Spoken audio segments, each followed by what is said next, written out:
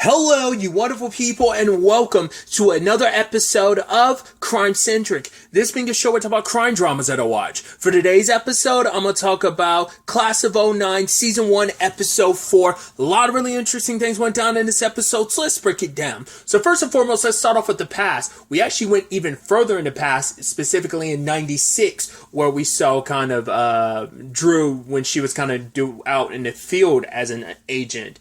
And during an operation, I was wondering if that would have any connection to the overarching plot with what ended up happening present day in 2023. I wondered if there was going to be some kind of connection, but it's like no, it's isolated to Drew's circumstances. But it does ultimately end up playing into some of the stuff with Poet, and I think it kind of influenced her a lot. But either way, Drew.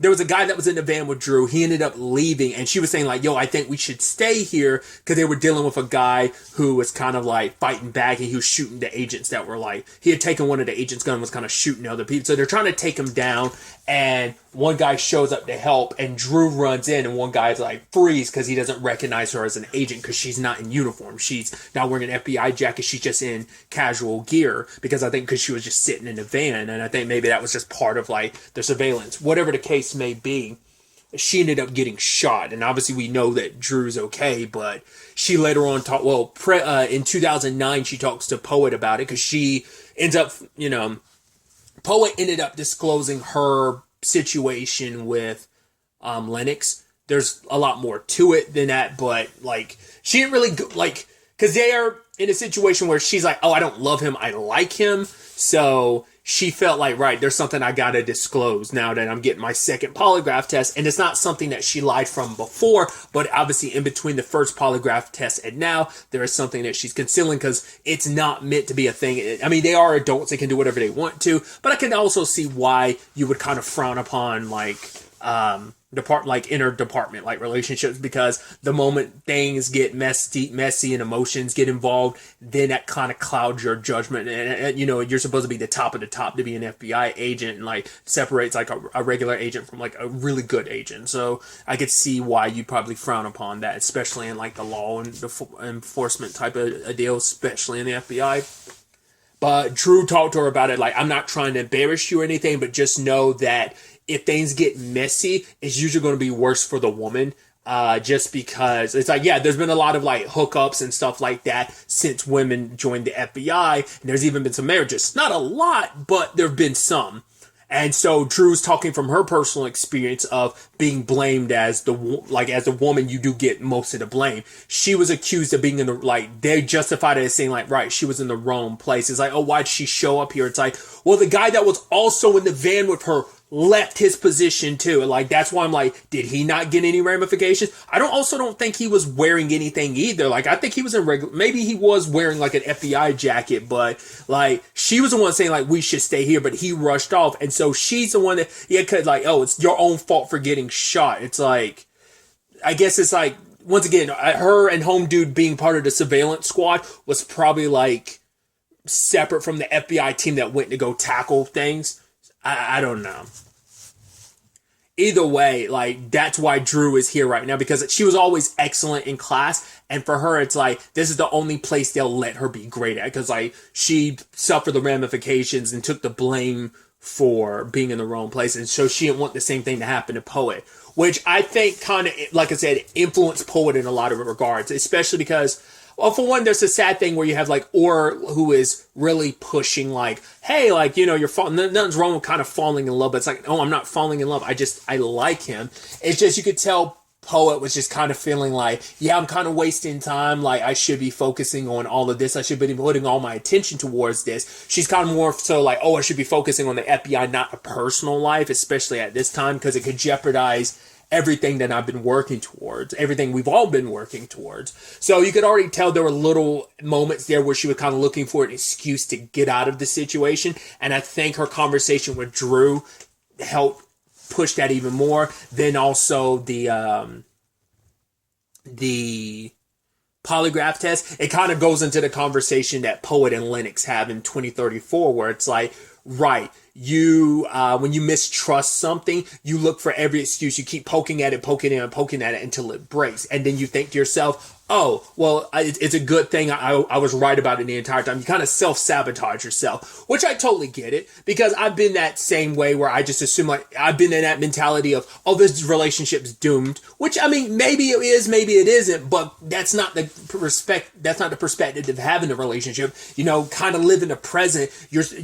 I think Poet's in the same regard, where she gets so caught up in the future that she, thinking about, well, what this could be and what this can turn into in the future, that you're not there in the present, letting things just happen. You're just so busy questioning everything because you're worried about, like, right, it's all going to be doomed to fail regardless. Oops, hey, look, it turns out I was right in the first place. So I get that, like, very pessimistic point of view, because I share in that. I think it's something that's definitely was there a lot when I was younger. I think it's still there to some extent, but... And it's also sad, too, because of, like, going back to, like, Aura really pushing the relationship. It's like, well, we know she's super into Poet, so it's like she's overcompensating. But I'm like, yeah. Kind of, like, go on dates, especially because we also know where this stems from for Poet when it comes to, like, relationships. That her mom, after her dad left, Poet's mom kind of stopped dating. It's just like she started to take up the role of not only the mom, but also filling in the role as a dad. So she never dated.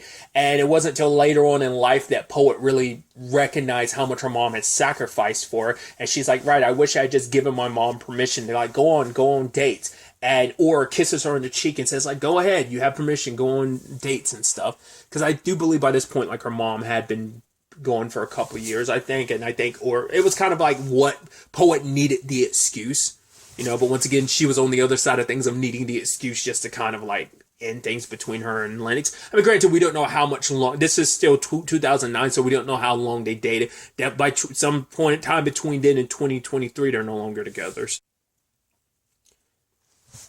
Staying in the past, we also had this situation with Orr when she ended up telling her parents about what it was that she was doing, which they have very complicated feelings about it, which understandably, considering their experience with the police in their own country, like, that can taint your view of cops in any country. I mean, it's like, obviously, the U.S. has its own, like, I think every country has there's overlaps, but I think a lot of countries have their own unique circumstances with police. I think... I don't know. This, once again, that's why I'm coming from the area of ignorance, especially having a very U.S.-centric point of view, because the U.S. is kind of all I know. I'm not well-versed in all the stuff and just, like, the world, in general, but I think America's situation with police is a little bit different, like, is kind of its own unique thing compared to, like, any other country, So... But for her parents, it's like, right, we don't take the car because we don't want to get pulled over. We end up not taking the plane because we don't want to get, like, extra screening. Like, we're not giving this country an excuse to be prejudiced against us. We're not even going to give them the opportunity, because that's just and we got to see, like, we never got to see it before, because we did see her parents in 2034, but this episode they really focus on her father's hand in 2009. Obviously it's like that in 2034, I mean in 2023, but we just didn't get to see it. But yeah, his hand's messed up from, like, the secret police interrogations back in Iran.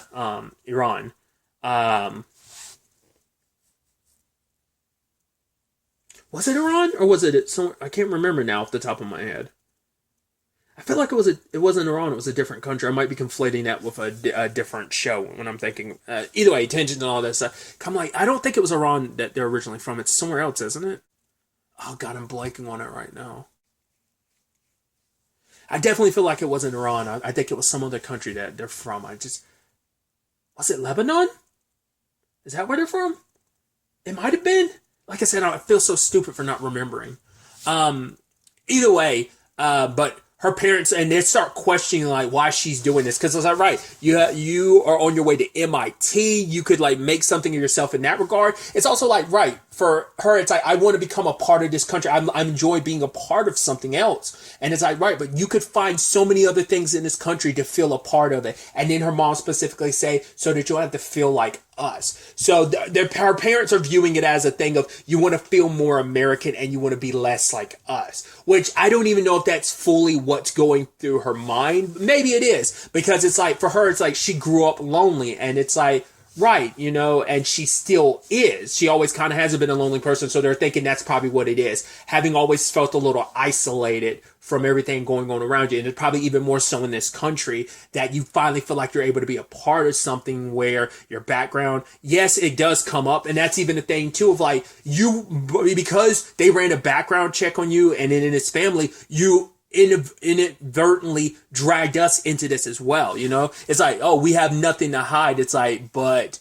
that doesn't matter. It's never mattered. That's the thing of like, that's that complicated thing of like, it's almost like the privacy thing of like, oh, as long as you have nothing to hide, it doesn't matter. It's like, I get that because I have nothing to hide, but I get the mentality of, yeah, but it's still overstepping your boundaries, because even if it's like you have nothing to hide, that's not the point. The point is someone will use their power and their authority to go after you, even if you are innocent, even if you have nothing to hide, because it won't matter. It doesn't matter. And like, her father's situation isn't a perfect example of that. You know, what happened back home with the secret police. So, and for her, it's like, at the end of the day, I just wanted you guys to be proud of me, you know? And it's like, that's why they're like, you waited to tell us now because you knew we'd say no. But Or's like, yeah, my polygraph is coming up, and I don't want to take the chance that me not telling you could kind of come up during the analysis, and I don't want it to be something that could lead to me not being accepted and stuff like that. Because she's like, yeah, I didn't want to tell you before I even knew if I was going to actually be a part of this, in which now she is. So it's interesting too, when she ends up taking the polygraph test, she's asking the guy who's administering the test like all these questions about the process, exactly how everything works, what's going on. Because for her, and we see Aura's asking these questions even back then, and we can see the foundation of what would eventually be built up into the system that she would eventually build. Obviously, it has present day. But the question being like, right, how many people administer these tests? How many tests have you administered? He's like, well, I've administered like hundreds. So it's like, okay, so over the course of everything, there has to have been like at least like thousands of these got kind of analyzed. So it's like, yeah, sure. But it's like, are they all in this central location? It's like, no. So for her, it's that perspective again of like, well, we're just asking one person to interpret something rather than it being a thing of let's pull all this into one centralized place and be able to kind of reference this and that, rather than just getting one person's perspective. You can pull from the past of like, okay, this aligns with this. And, you know, once again, kind of very similar to what she wanted to do of kind of like the FBI's knowledge for the system. Like, we already know that. So, but we see the foundation, and the polygraph administrator was just like, right, some people rather kind of cut their losses and fail on purpose. So can we get this started? He, rather than trying to see he thought she was just asking questions because she was so nervous about it and she was worried about failing, that he thought she was doing a self-sabotage thing. It's like, no, she was asking these questions. These questions would end up being the core. I mean, I think a lot of her circumstances are the core and the idea that Lennox talked about before, that is so intertwined with someone that it's hard to kind of separate from them. Like, obviously for her, it became the system, and that became a conversation in present day about that between Lennox and Poet. We also in the past had the shooting range situation where Teo has experience around guns. He's going to shooting ranges. It's because it's like, oh, is it like, what was the reason why? And for Teo, it was like, just so not to shoot people, but just not to get shot. So I don't know how to fully interpret that. It's just, maybe it's the neighborhood he grew up in, or two, it's just like, yeah, I interpreted that. It's just kind of like, you don't want to go actively out of your way to shoot people, but you want to be able to defend yourself to, you know, people who are trying to shoot you. So I'm kind of about to say, not unless it's a cop thing, which obviously we know Teo has an experience with cops and stuff too. Like, you know, that ain't something that just like randomly popped up. Like, obviously he dealt with that as a teenager, and obviously even during the shooting range, he ended up firing, and then like the last guy was a black guy. He took a couple seconds before pulling the trigger, because it's like, yeah, being on the other side of that situation has got to be a little. They didn't seem like, I mean, we don't know if they deduct the points because it took, like, he did like stop for like a hot second. Then we had Poet circumstances, she ended up not shooting the last person. It's like, oh, this person might be an undercover FBI agent. And so I think that did mean a lot for Drew, because it's like, yeah, if, the guys who shot me back in 96 had your thinking process of like, okay, maybe this person is like, you know, in that split set. I mean, it's a thing where it's like, right, this person might be undercover, might be this or that, might be running away from an abusive partner. And Drew was like, we're not here to give them a biography. But then Poet's like, but why aren't we? Like, I mean, shouldn't we, when we are in a position that we might take these people's lives? And it's like, that is the thing that you have to figure out in that split second. You know, it's that situational awareness and being able to kind of really kind of define a situation. And I mean, it's like, and that's obviously, we've seen publicly, that's been an issue that cops have had, where it's just kind of been that split second thing of like discerning whether something is a threat or not. So that's a whole, you know, conversation about before your hand, when they were like, hey, you're going to get these firearms. And what that means for you guys is, you got to get used to the weight, get used to the thought of like, yeah, when you draw this weapon, you draw it to shoot somebody. And the fact of the matter is what it means to take a life, and can you take a life? Because if you can't fire the gun, you cannot be a special agent. So with all of that, we flow into present day, where Teo is questioning Mark. And Mark is kind of like got that like smugness about him. He's referencing like a Marine he knows about what it means when you take a life, that like it makes your skin smell different or something like that. And he'd even try to like bring up this whole thing about Teo, where he's like, oh, you were looking for your just cause. So like, was that what you were looking for? Like you had your gun and your badge, you were just looking for an excuse. He's like, no. I came there to do, because if I just was looking for my just cause, I would have shot you in the head right then and there. My partner wouldn't be laid up in the bed. Your wife wouldn't be dead. Because he had talked about the whole thing of like, oh, like what it's like to kill. Is like, oh, and like Teo would ask, was your wife your first person you'd ever kill? And he was like, oh, and what did he do? He brings up all the stuff like, oh, I did this. I fixed her up. I took her in. And it's just like, for one, it showcases what she meant to you. She was always meant to be something, not someone that you love, but someone that you would owe. Like, this person owes you, that you own them. That's like, right, you should be grateful for everything that I've done for you. Like, you were more a prop rather than someone he actually loved. You know, because, I don't know, feels a little white nationalist to me, but I think because he specifically, it doesn't have to be. I can't go to those extremes, because I'm trying to remember, like, it's just like I said, it's that extremist, like, domestic. He's an extremist. That's all. Once again, terrorist on the most like extreme of levels, you know. And I'm sure he would never look at himself like that, because he would look at himself as a patriot. But it is that thing of like, it just, you chose your wife specifically because you wanted power over her. And it's like, yeah, even Teo saying like your wife hated you, but it's like, if I had put a bullet in your head, we wouldn't be in this situation right now. My partner wouldn't be laid up in hospital. Your wife would still be alive. So, but it's like, no, I try to go about things the right way. You're saying like I was just looking for an excuse. It's like, if anything, you were that person looking for an excuse to shoot your wife when you got there, and killed your wife when you had that opportunity. So, and obviously it meant nothing to him, because he doesn't feel bad about it, because once again, she never mattered to him. She was just kind of a means to an end. She was a prop to him, sadly. Because he had also brought up the fact, oh, is it also right? Because Tay also included, like, yeah, my wife wouldn't have gotten attacked. Because Teo was saying we were justified in, like, the people I killed on your side, and also the people my wife was killed. Like, I think we had just cause, and that's what started the just cause tirade from Mark. And then, like I said, Teo countered that. But later on, they're looking through photos of people, Marines that he knows, and he's looking away from them, and it's like, oh, you're afraid that you'll be too easy to read for someone like me. So it's a pride situation. And obviously, because they were reading him with the system, they were able to tell, like, oh, he reacted to one of the photos. One of those photos ended up being one of his guys that was at the FBI building that they're tackling. He was there for when they were doing, like, I guess he had signed up as a trainee or whatever. Because Drew was out there like giving classes or whatever, and he went on a shooting spree, and someone finally put him down but Drew got shot literally in the exact same position she was in. Because at first I was like, well, we know she survives, but then I was like, actually we don't, because that was from last episode, because that was in 2023 when she was at Orr's like engagement party. I was like, all right, so we don't know if Drew is still alive in 2034 or not, you know? So I was like, that could be the end of her, especially because she was losing a lot of blood.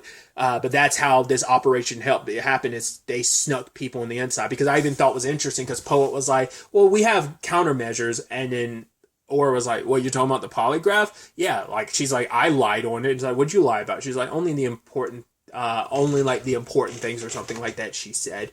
But it's like, yeah, that person, like, the polygraphs, I mean, maybe this is also supposed to play into, like, the class you were a part of was still in that time where people believed polygraphs could be used. Because even in now, present day, those can't be counted as evidence even in court, and they're unreliable because people can beat them. And I think it's such a complicated thing, because also, once again, it is up to interpretation, because that case that Orr referenced back in 2009, which was talking to the guy who was administering it, it's like, right, the results said one thing, and then the FBI interpreted it the other way, saying that this guy was a spy. So it kind of comes into play in that regard. So.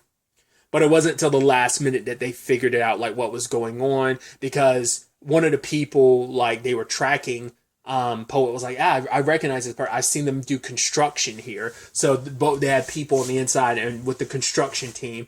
And I don't know what they were using, but they were using it to melt the support pillars of, like, the foundation of the building. And whatever it was eroding up the pillars up throughout the entire building. I thought the building exploded from, like, a bomb or something, so I was not expecting them literally to bring the entire building crashing down on itself. Luckily, they got people out of there. They were already evacuating the building, but the problem is that, we still know that, we learned that there's still, like, 40-some agents ended up dying, so I'm assuming quite a few died on the field, but there's probably people that died in the building. And obviously, with the context of 2034, we know that, it wasn't just Poet that got hurt in that. I think we also find out it was also, Lennox, because we find out, like, Aura has the prosthetic in her left eye. It turns out that, it seems like Lennox has a prosthetic right arm, or at least some of his right arm is prosthetic of some sort, because he turns off her eye and she turns off his, like, arm, like the kind of projective, like, prosthetics that they are. But yeah, she had shot the guys that had come down there. He had beaten her up, and you see, like, well, because at first I was thinking, like, oh, that's her, but I was like, because I was kind of scared. I was like, oh, is she going to lose her eye during this tussle? And I figured with the building collapsing, like, maybe Lennox's arm got trapped, and that's what happened. But, like, her eye was bruised. And I was like, oh, like, because she had a bruise on her. I was like, oh, is that? But then I was like, no, it's the wrong eye, because that was her right eye that was bruised. It's her left eye that she ended up losing. Surprised I didn't immediately put it together to think about some, like, Naruto, Kakashi, Obito type of situation with the missing eye. I'm surprised that never, like, correlated in my head until now. Just because it's like, well, the thought of them getting crushed under, like, a building or whatever, it's like, well, I mean, obviously Obito got crushed underneath a rock and ended up giving Kakashi one of his shotguns. So, Lennox would kind of be the Obito in this situation, and Poet. I keep almost wanting to say, I literally was like, Kate, Mara, in my head, and I was like, no, like, I was trying to remember the character's name for a second. I hate that it happens sometimes. It never hits that bad, but it's for some reason in this show, it's getting me where I'm like, I want to say Kate Mara's name instead of saying her character's name of Poet. I don't know. Isn't her character's name, like, Amanda Poet? I believe so. Either way. So, because I almost thought, like, her eye got shot out or something, or maybe she got stabbed, like, considering her eye, but maybe, like, some debris fell into it or something, or maybe it's unrelated, I don't know. Like, you'd assume it's got to be directly related, but maybe not. But yeah, I also was kind of surprised, like, that's where the episode ends. I was like, because when I actually paid attention, because this episode's a little shorter than the others, and I was like, wait, the episode's over already? It's like, I mean, I guess that's a powerful place to end up leaving the episode, especially because the future stuff tied up with Poet showing up at Lennox's place and them talking, about kind of where they are and about where they were, because Poet doesn't want him involved in all of this, but for him it's like, I've loved you for 20 years, you have not made it easy. He had said that for him it's like kind of his mistake when it came to their relationship is, for him in his life a lot of stuff had always come easy, and she was kind of like the first thing in his life that wasn't easy. And he's like, yeah, I've loved you for over like 20 years and it has not been easy, because it's like, once again, I brought up earlier that he had brought up the point that she has a tendency to kind of like dissect something and look for any weak spots in it just for an excuse to kind of break things off and be like, yeah, it was always going to be, I was completely right. So, because she started being like, oh, am I the problem? Because Lennox is like, right, it doesn't even have to be me. Just do not go this alone. She's like, why do you think I'm always like alone? Because he's like, because you always make a point to be. You've always been. Like, you kind of push people away to kind of handle stuff on your own.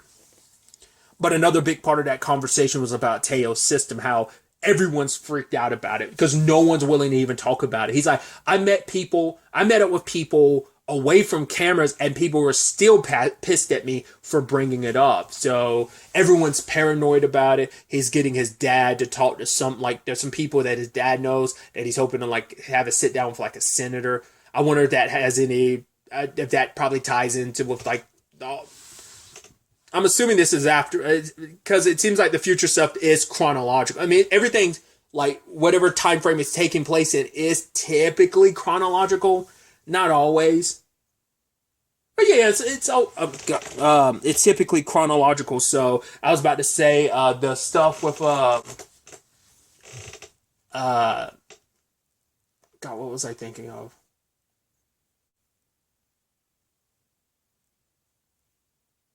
The senator talking to Teo like in episode 2 has in fact already happened. So I guess trying to get another senator, trying to gather as many allies to kind of go up against this system, because everyone's afraid of how far it's grown and how out of control it is, and how it, even Aura putting her stamp on it last episode, being like, this is a type of intelligence that's not our own, that it's kind of beyond what we know. So, and then we can only assume Poet and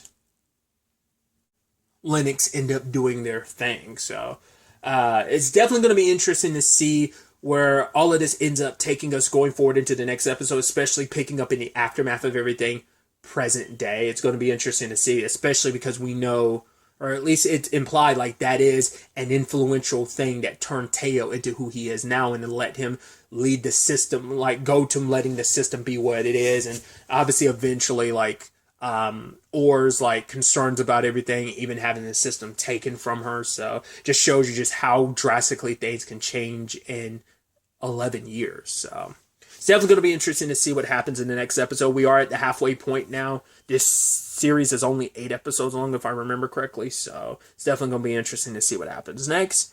But really, that's all I wanted to talk about. Until the next time we meet, be happy, be safe, live life to the fullest, and enjoy it. Good day, and goodbye.